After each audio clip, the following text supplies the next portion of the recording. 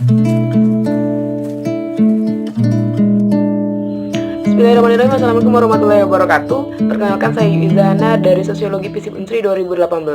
Di sini saya akan mempresentasikan salah satu metode yang digunakan dalam pemberdayaan atau pemetaan sosial.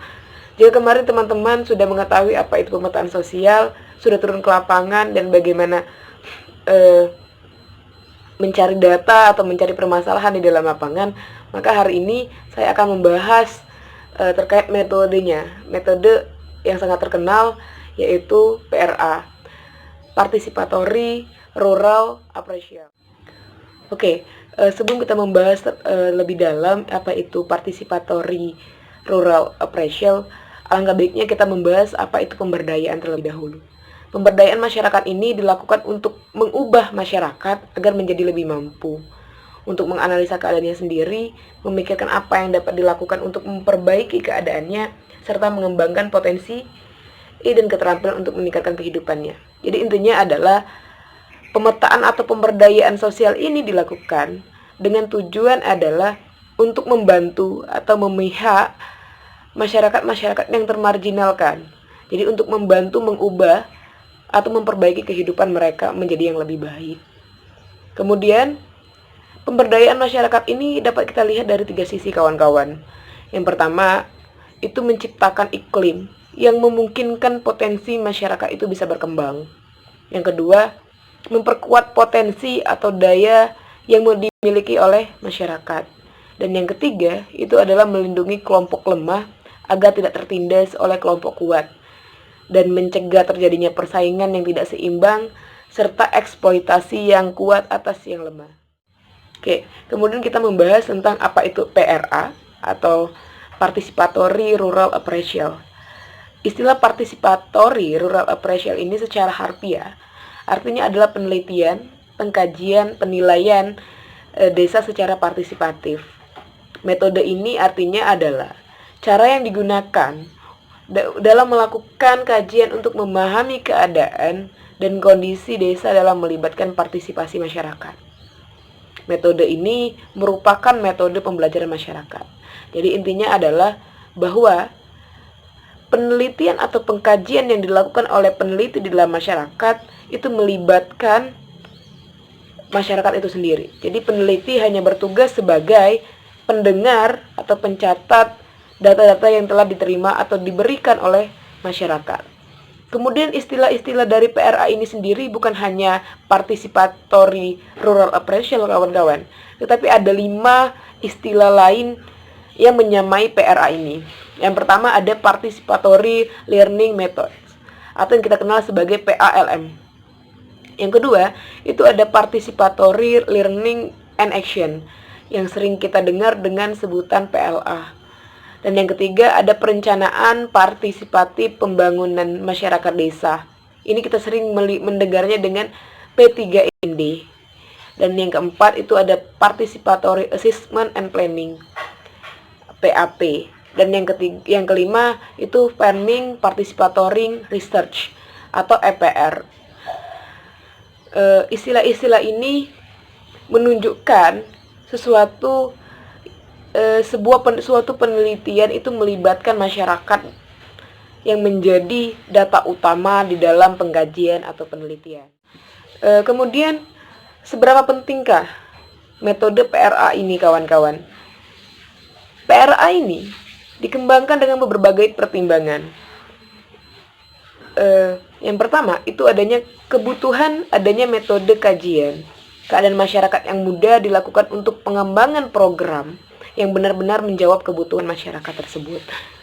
Jadi, seorang peneliti yang meneliti sebuah desa, yang melakukan penelitian dengan menggunakan metode partisipatori ini harus benar-benar tahu kebutuhan apa sebenarnya yang sangat dibutuhkan oleh masyarakat, kawan-kawan, atau permasalahan apa yang menjadi hal yang harus diperbaiki di dalam masyarakat tersebut. Maka kemudian, kawan-kawan,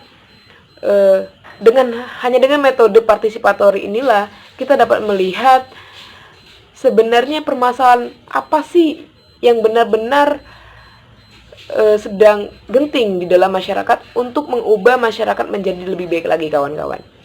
Yang kedua, kebutuhan adanya pendekatan program ya, pembangunan yang bersifat kemanusiaan dan keberlanjutan. Dapat kita lihat bahwa banyak sekali program-program yang telah turun, baik itu dilakukan oleh masyarakat secara pembangunan secara bawah atau bottom up dan top down, pembangunan secara melalui pihak atas, maka kita melihat tentang keberlanjutannya. Apakah ini bisa memenuhi kebutuhan masyarakat secara keberlanjutan? Maka kemudian metode ini sangat penting, kawan-kawan, dikarenakan untuk melihat kebutuhan masyarakat secara keberlanjutan, kita harus menganalisanya dengan menggunakan metode participatory rural appraisal. Dan yang ketiga, itu warga masyarakat sebagai pelaku aktif pembangunan, yaitu sebagai peneliti, perencana, pelaksana program pembangunan sendiri. Dengan demikian, tercapai pemberdayaan masyarakat atau penguatan kemampuan masyarakat. Jadi kita melihat bahwa warga masyarakat ini sebenarnya adalah pelaku aktif dalam pembangunan, kawan-kawan. Dia juga sebagai peneliti, perencana, pelaksanaan, dan dia juga yang mampu melihat bahwa apakah program yang ditawarkan ini mampu atau tidak, berkelanjutan atau tidak di dalam masyarakat. Oke, kawan-kawan, selanjutnya kita berbicara tentang prinsip, kawan-kawan. Prinsip-prinsip dari partisipator itu sendiri. Maka kemudian sebenarnya prinsip ini ada 11, maka saya akan menjelaskan satu persatu dari prinsip tersebut. Yang pertama ada prinsip mengutamakan yang terabaikan, atau peneliti di sini melakukan keberpihakannya kepada masyarakat atau kepada pihak-pihak yang termarginalkan, di mana pihak yang dibantu harus mencapai kehidupan yang lebih baik dari sebelumnya, kawan-kawan. Jadi yang perlu saya tekankan adalah seorang peneliti yang menggunakan PRA ini harus memperlihatkan keterlibatannya kepada masyarakat. Oke, kawan-kawan, selanjutnya adalah prinsip yang kedua, yaitu prinsip pemberdayaan atau penguatan masyarakat. Di mana di sini kita memberdayakan masyarakat dengan potensi yang ada, dengan cara melakukan pelatihan-pelatihan kepada masyarakat. Seperti yang sudah saya lihat kemarin di Desa Burai, salah satunya, masyarakat telah memberdayakan para ibu-ibu untuk membuat kemplang, kawan-kawan. Jadi di sini pemerintah hanya menyediakan bantuan berupa dana dan pelatihan-pelatihan untuk beberapa orang. Kemudian penyebar luasan dari praktik tersebut akan diberdayakan oleh kawan-kawan yang sudah melakukan pelatihan. Yang ketiga, ada prinsip masyarakat sebagai pelaku, orang luar sebagai fasilitator. Sebagai seorang peneliti, saya hanya memfasilitatori atau menjadi fasilitator dari masyarakat atau penyambung aspirasi yang sudah saya dapatkan dari masyarakat untuk membawa aspirasi tersebut ke pemerintah. Jadi di sini yang menjalankan semuanya, yang melakukan sebuah program adalah pemerintah. Sedangkan seorang peneliti hanya menjadi fasilitator atau penyambung lidah dari masyarakat ke pemerintah. Kemudian yang keempat ada prinsip saling belajar dan menghargai perbedaan, kawan-kawan. Di mana prinsip ini sangatlah penting dalam mencari data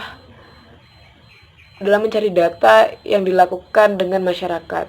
Saat berdialog dengan masyarakat, usahakan kawan-kawan sebagai peneliti juga memiliki penampilan atau memiliki menggunakan bahasa-bahasa atau simbol-simbol seperti yang dilakukan oleh masyarakat kebanyakan.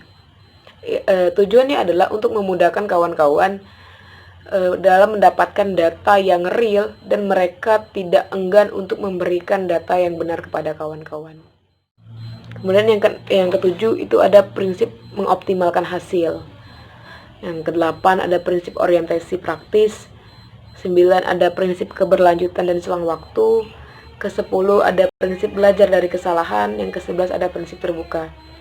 Semua prinsip yang sudah saya jelaskan tadi merupakan tolak ukur dari keberhasilan penelitian teman-teman dengan menggunakan metode participatory rural appraisal. Harapannya adalah teman-teman bisa menggunakan metode ini dengan baik dan memperhatikan beberapa prinsip yang telah saya sebutkan tadi. Maka kemudian itulah yang akan menjadi pandangan teman-teman dalam melakukan analisa saat berada di lapangan. Dalam hal ini saya Yuzahana selaku presentator memohon maaf jika dalam video kali ini terdapat banyak sekali kekurangan. Silakan kawan-kawan untuk memperdalam lagi apa itu participatory rural appraisal. Silakan membaca buku pemetaan sosial atau pemberdayaan masyarakat kawan-kawan. Karena dengan hanya menonton video dari saya itu sangat kecil untuk mendapatkan